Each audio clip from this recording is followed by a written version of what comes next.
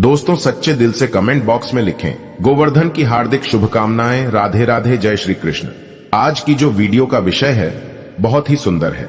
आज मैं आप लोगों को गोवर्धन पूजा संबंधित संपूर्ण जानकारी बताऊंगा और इस वीडियो में बताऊंगा कि गोवर्धन पूजा के दिन हमें गौ माता को क्या खिलाने से हमारे घर में आकस्मिक धन की प्राप्ति होती है तथा गोवर्धन पूजा संबंधी संपूर्ण जानकारी इस वीडियो में बताऊंगा। अपना कम से कम 8 से 10 मिनट का बहुमूल्य समय जरूर देना, फिर आपको समझ में आ जाएगा हमें जो है गोवर्धन पूजा क्यों करनी चाहिए और हमें गौ माता को इस दिन अंकुर क्यों खिलाना चाहिए। वीडियो को ध्यान से देखना। दोस्तों देखिए, गोवर्धन पूजा कार्तिक महीने की शुक्ल पक्ष की प्रतिपदा को अर्थात प्रथम दिन को मनाई जाती है। तो चलिए जानते हैं गोवर्धन पूजा का शुभ मुहूर्त। तो गोवर्धन पूजा का शुभ मुहूर्त है इस बार कार्तिक माह के शुक्ल पक्ष की प्रतिपदा तिथि की शुरुआत 13 नवंबर दिन सोमवार को दोपहर 2:56 से हो रही है और समापन अगले दिन 14 नवंबर दिन मंगलवार को दोपहर 2:36 पर होगा। ऐसे में गोवर्धन पूजा का पर्व 14 नवंबर को मनाया जाएगा। देखिए, गोवर्धन पूजा के दिन भगवान श्री कृष्ण और गोवर्धन पर्वत और गायों की पूजा की जाती है। गोवर्धन पूजा में अन्नकूट का, जी हां, गोवर्धन पूजा में अन्नकूट का बहुत बड़ा महत्व है। अन्नकूट का भोग भी सामर्थ्य अनुसार जरूर लगाना चाहिए। कहीं कहीं लोग मूंग दाल और बाजरे को मिलाकर के खिचड़ी बनाते हैं, तो कहीं कहीं अन्नकूट में भगवान श्री कृष्ण को 56 भोग का प्रसाद भी लगाया जाता है। इस प्रक्रिया को अन्नकूट कहा जाता है। दोस्तों आइए जानते हैं गोवर्धन पूजा पर चढ़ाए जाने वाले अन्नकूट प्रसाद का 56 भोग के बारे में, अर्थात इसका क्या महत्व है। अगर आज की वीडियो आप मिस करते हैं तो फिर सारी जिंदगी आप इस प्रकार की जानकारी को पाने से वंचित रह जाएंगे, क्योंकि कोई भी आपको YouTube में इतने विस्तार से नहीं बताएगा जितना आज मैं यानी स्माइल फैमिलीज चैनल आप लोगों को विस्तार से बताएगा। देखिए, आइए जानते हैं अन्नकूट, अर्थात नाम से ही स्पष्ट है। अन्नकूट जैसे इसके नाम से लगता है कि ये बहुत सारे अनाजों का मिश्रण होता है। तरह तरह के पकवानों से भगवान की पूजा की जाती है, तो इन प्रसादों को अलग अलग बांटने की बजाय इकट्ठा बांटा जाता है। इस मिश्रण का स्वाद निराला होता है। भगवान ने इस अन्नकूट के प्रसाद में कई सारी सब्जी को मिलाकर के देखिए। भगवान का इस प्रकार का जो प्रसाद है, इसमें कई प्रकार की सब्जी को मिलाकर के आप मिक्स कर सकते हैं, जैसे कड़ी है, चावल है, पूरी है, रोटी है, मूंग की खिचड़ी है, बाजरा है, हलवा है। सामर्थ्य के अनुसार जो भी आपसे बने भगवान के प्रसाद में इस प्रकार की चीजों को मिलाकर के भगवान को भोग लगा सकते हैं। आइए जानते हैं अन्नकूट की कथा की शुरुआत। तो कुछ कथाओं में इस प्रसाद के बारे में कहा गया है कि जब भगवान कृष्ण ने देवराज इंद्र के घमंड को चूर करते हुए गोवर्धन पर्वत की पूजा की और इंद्र ने गुस्से में भारी बहुत ही ज्यादा वर्षा की, तब भगवान श्री कृष्ण ने समुचित वृंदावन वासियों को लेकर गोवर्धन पर्वत के नीचे आ गए थे और इसी पर्वत के नीचे लगातार 7 दिन बिताए थे। इस दौरान सभी ने अपने साथ लाए हुए जो खाद्य सामग्री, जितने भी वहां के रहने वाले लोग थे, सभी ने खाद्य सामग्री लाए और अन्नों को मिला करके बांट करके आपस में खाया। इसका स्वाद इतना ज्यादा अद्भुत था कि इसे खाने के लिए स्वयं भगवान कृष्ण ललचा गए थे। बाद में वह अन्नकूट प्रसाद के रूप में गोवर्धन पर्वत को भोग लगा करके खाया जाने लगा। खुद भगवान कृष्ण ने इस प्रिय प्रसाद का हर वर्ष गोवर्धन पूजा करके भोग लगा करके अन्नकूट उत्सव मनाने की आज्ञा दी। दोस्तों आइए स्माइल फैमिलीज चैनल के इस वीडियो में जानते हैं कि गोवर्धन पूजा किस प्रकार से की जाए। अब आप लोगों को अन्नकूट के बारे में जानकारी प्राप्त हो गई है। अब गोवर्धन पर्वत की किस प्रकार से पूजा की जाए। तो गोवर्धन पूजा करने के लिए आपको सबसे पहले घर के आंगन में गोबर से गोवर्धन का चित्र बनाएं। इसके बाद रोली चावल, खीर, बताशे, जल, दूध, पान, केसर, फूल और दीपक जला करके गोवर्धन भगवान की पूजा करें। कहा जाता है कि इस दिन विधि विधान से सच्चे दिल से गोवर्धन भगवान की पूजा करने से साल भर भगवान श्री कृष्ण की कृपा बनी रहती है। चलिए इस वीडियो में मैं आप लोगों को गोवर्धन पर्वत से जुड़ी हुई संपूर्ण जानकारी बताऊंगा। दोस्तों इस वीडियो में मैं आप लोगों को बताऊंगा कि हम जो है गोवर्धन पर्वत की पूजा क्यों करते हैं। साथ ही साथ मैं गोवर्धन पूजा की जो कथा बताऊंगा, इस कथा को अगर कोई भी व्यक्ति सच्चे मन से सुनता है तो ऐसे व्यक्ति के जीवन में चल रही सभी प्रकार के कष्ट तत्काल समाप्त होते हैं। ऐसे व्यक्ति की सभी प्रकार की मनोकामनाओं की पूर्ति होती है, ऐसा माना जाता है। इस कथा को अगर सच्चे मन से सुने तो कोई भी आपकी मनोकामना हो, चाहे कितनी भी बड़ी मनोकामना हो, वह मनोकामना की पूर्ति हो जाती है। आइए जानते हैं स्माइल फैमिलीज यूट्यूब चैनल में देखिए, भगवान श्री कृष्ण स्वयं नारायण का अवतार है। लेकिन क्या आप जानते हैं कि महाभारत काल में भगवान श्री कृष्ण ने किसे पूजनीय बताया है? गोकुल वृंदावन के लोगों को किसकी पूजा करने के लिए प्रेरित किया था? देवकी नंदन। भगवान श्री कृष्ण ने गोकुल और वृंदावन के लोगों को गोवर्धन पर्वत की पूजा करने के लिए प्रेरित किया था। तभी से भक्तजन इस पर्वत की पूजा करते हैं। तो आज भी ऐसी मान्यता है कि मथुरा के पास में स्थिति जो गोवर्धन पर्वत है, इनकी पूजा करने से भक्तों की सभी मनोकामनाओं की पूर्ति होती है। यहां से कोई भी खाली नहीं लौटता। इसी वजह से यहां हमेशा ही भक्तों का देखना जो गोवर्धन पर्वत है, वहां पर काफी भीड़ लगी रहती है। तो आइए इस वीडियो में जानते हैं वास्तव में हम जो गोवर्धन पूजा किस प्रकार से घर में निर्मित करते हैं। सभी दर्शकों को जानकारी प्राप्त हो चुकी है। अब इनकी पूजा क्यों होती है, इनकी पूजा होने के पीछे क्या कारण है? तो गोवर्धन पर्वत की ऊंचाई आपने देखी होगी। आज से काफी पहले काफी दिखाई देते थे, लेकिन हजारों साल पहले यह बहुत ही ऊंचा था, विशाल पर्वत था और इस पर्वत की ऊंचाई लगातार घटती जा रही है। इस संबंध में शास्त्रों में एक कथा बताई है। इस कथा के अनुसार गोवर्धन पर्वत को तिल तिल करके घटने के लिए एक ऋषि ने श्राप दिया था।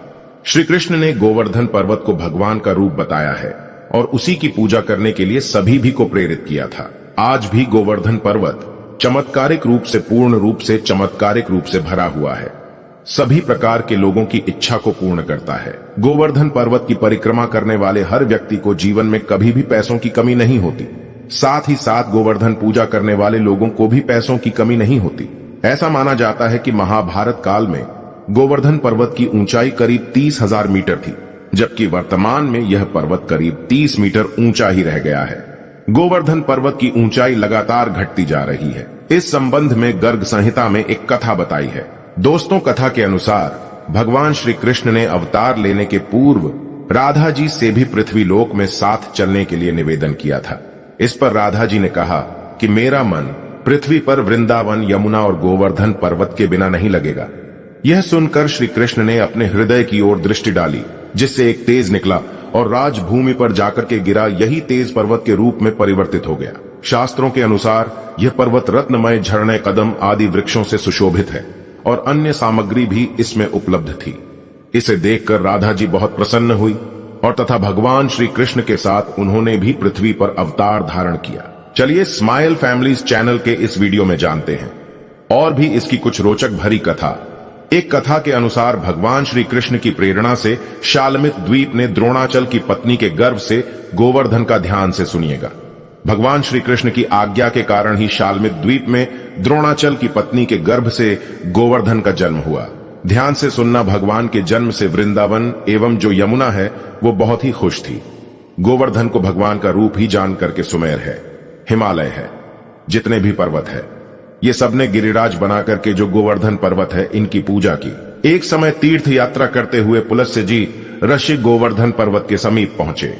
पर्वत की सुंदरता देख करके ऋषि मंत्र मुक्त हो गए तथा द्रोणाचल पर्वत से निवेदन किया कि मैं काशी में रहता हूं, आप अपने पुत्र गोवर्धन को मुझे दे दीजिए, मैं उसे काशी में स्थापित करके वहीं रहकर पूजा करूंगा।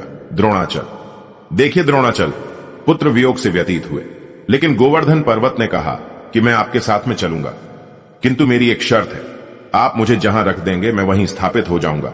पुलात्स जी ने गोवर्धन पर्वत की यह बात मान ली। गोवर्धन पर्वत ने ऋषि से कहा कि मैं 2 योजन ऊंचा एवं 5 योजन चौड़ा हूं, आप मुझे काशी कैसे ले जाएंगे? तब पुलात्स जी ने कहा कि मैं अपने तपोवन से तुम्हें अपनी हथेली पर उठाकर ले जाऊंगा। तब गोवर्धन पर्वत ऋषि के साथ चलने के लिए सहमत हो गए। रास्ते में ब्रज आया, उसे देख करके गोवर्धन की पूर्व स्मृति जागृत हो गई। कैसे पूर्व स्मृति, वो भी मैं आप लोगों को स्माइल फैमिलीज यूट्यूब चैनल के माध्यम से बताऊंगा। और वह सोचने लगा कि भगवान श्री कृष्ण राधा जी के साथ यहां आकर के बाल्यकाल और किशोर कल की बहुत से लीलाएं करेंगे। यह सोचकर गोवर्धन पर्वत पुलात्स्य ऋषि के हाथों में और अधिक भार हो गया, जिससे ऋषि को विश्राम करने की आवश्यकता महसूस हुई। दोस्तों, इसके बाद ऋषि ने गोवर्धन पर्वत को ब्रज में रख करके विश्राम करने लगे। ऋषि ये बात भूल गए कि उन्हें गोवर्धन पर्वत को कहीं रखना नहीं था। कुछ देर बाद ऋषि पर्वत को वापस उठने लगे, लेकिन गोवर्धन ने कहा कि ऋषिवर, अब मैं यहां से कहीं नहीं जा सकता। मैंने आपसे पहले ही आग्रह किया था कि आप मुझे जहां रख देंगे मैं वहीं स्थापित हो जाऊंगा। तब पुलात्स जी उसे ले जाने की हट करने लगे, लेकिन गोवर्धन वहां से नहीं हिले। तब ऋषि ने उसे श्राप दिया कि तुमने मेरे मनोरथ को पूर्ण नहीं होने दिया, अतः आज से प्रतिदिन तिल तिल कर तुम्हारा क्षरण होता जाएगा। फिर एक दिन तुम पूर्णतः धरती में समाहित हो जाओगे। तभी से गोवर्धन पर्वत तिल तिल करके धरती में समा रहे हैं। इसका प्रमाण आपको कलयुग में आज भी दिख रहा है। भगवान श्री कृष्ण ने अपनी समस्त कलाओं के साथ द्वापर युग में इस पर्वत पर भक्तों को मुक्त करने वाली कई लीलाएं की थी। इसी पर्वत पर को इंद्र का मान मर्दन करने के लिए उन्होंने अपनी सबसे छोटी उंगली पर 3 दिनों तक उठा करके रखा था। कई कथाओं में इसे 7 दिनों तक उठा करके रखा था, ऐसी जानकारी मिलती है। एक और इसकी कथा है जो कथा रामायण काल से जुड़ी हुई है। यह अच्छी कथा है और इस कथा को सुनने मात्र से व्यक्ति की गरीबी मिटती है, व्यक्ति की मनोकामना की पूर्ति होती है। दोस्तों, पौराणिक धर्मशास्त्रों की माने तो जब त्रेता युग में भगवान विष्णु ने राम के रूप में अवतार लिया था और वनवास के दौरान उनकी पत्नी अर्थात माता सीता जी को लंकापति रावण ने छल करके अपहरण करके लंका में ले गया था, तो उस दौरान भगवान श्री राम ने लंका पहुंचने के लिए वानरों की विशाल सेवा के साथ समुद्र पर राम सेतु का निर्माण करा रहे थे। ध्यान से सुनना, कहा जाता है कि इस समय समुद्र में राम सेतु का निर्माण के लिए बहुत अधिक पत्थर और पेड़ पौधों की लकड़ी की आवश्यकता थी। कहा जाता है कि राम भक्त हनुमान जी ने इन्हीं पत्थरों के संग्रह के लिए हिमालय की ओर गए थे और वहां पहुंचकर हनुमान जी ने एक विशाल पर्वत को अपने हाथों में उठा लिया था।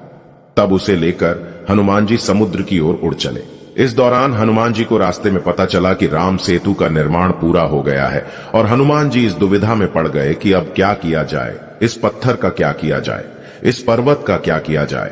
तब उन्होंने उस विशाल पर्वत को वहीं जमीन पर स्थापित कर दिया। दोस्तों, कहा जाता है कि हनुमान जी के द्वारा जमीन पर रखा गया विशाल पर्वत कोई और नहीं बल्कि गिरिराज अर्थात गोवर्धन पर्वत था, जिसे बाद में गोवर्धन पर्वत के नाम से जाना जाने लगा। जिसके बाद गोवर्धन पर्वत बहुत निराश हुए और उन्होंने हनुमान जी महाराज से आग्रह किया, अपना दुख सुनाया। ध्यान से सुनना, तो गोवर्धन पर्वत ने कहा कि हे भक्त शिरोमणि हनुमान जी महाराज, मैं प्रभु श्री राम के ही न काम आया और ना ही अपने स्थान से जुड़ सका। जी हां, ना मैं प्रभु राम के काम आया क्योंकि समुद्र जो है बन चुका है और ना मैं अपने स्थान से जुड़ा रह सका, अर्थात मैं अपने माता पिता से विलग्न हो गया। और जो है इस प्रकार से प्रार्थना करते हुए गोवर्धन पर्वत निराश हो गए। निराश देख करके हनुमान जी महाराज को बहुत ही दया आई, क्योंकि हनुमान जी महाराज बहुत ही दयालु थे। तब भक्त शिरोमणि हनुमान जी ने गिरिराज अर्थात गोवर्धन पर्वत को आश्वासन दिया कि द्वापर युग में जब मेरे प्रभु श्री राम श्री कृष्ण के रूप में आएंगे, तब उस दौरान वह आपके आसपास ही अपनी बाल लीला करेंगे और आपको अपनी उंगली से उठा करके देव तत्व रूप में प्रतिष्ठित करेंगे, जिसके बाद सभी लोग आपकी हमेशा हमेशा के लिए पूजा अर्चना करते रहेंगे। दोस्तों, इसीलिए तो साक्षात गोवर्धन को धन कहा जाता है, जो सोना चांदी हीरा मोती से भी बढ़कर धन होता है। गोवर्धन यानी सबसे बड़ा धन तो यही है। दोस्तों, कहा जाता है कि हनुमान जी के द्वारा की गई भविष्यवाणी को सिद्ध करने के लिए भगवान श्री कृष्ण जी ने इंद्र के क्रोध से लोगों को बचाने हेतु गोवर्धन पर्वत को अपनी उंगली पर धारण किया था। आप सभी दर्शकों को जरूर पता होगा जो गोवर्धन पर्वत है, इसे भगवान विष्णु जी का स्वरूप भी कहा जाता है, क्योंकि इंद्र ने वज्र के प्रभाव से कई बार गोवर्धन पर्वत को तोड़ने का प्रयास किया। देखिए, अगर कोई साधारण पर्वत होता तो वज्र के प्रभाव से वह टूट जाता, लेकिन गोवर्धन पर्वत भगवान का ही अंश था। ऐसा माना जाता है कि अगर कोई भी व्यक्ति सच्चे मन से इस कथा को सुनता है या फिर गोवर्धन पर्वत की अपने घर में गोवर्धन बना करके उनकी पूजा करते हैं, गाय को अन्नकूट खिलाते हैं, तो ऐसे व्यक्ति की सभी प्रकार की मनोकामना पूर्ण होती है। ऐसे व्यक्ति के ऊपर में भगवान श्री कृष्ण अपनी कृपा बरसाते हैं। सच्चे दिल से कमेंट बॉक्स में जरूर लिखना, राधे राधे, जय श्री कृष्ण गोवर्धन की हार्दिक शुभकामनाएं। जय गोवर्धन।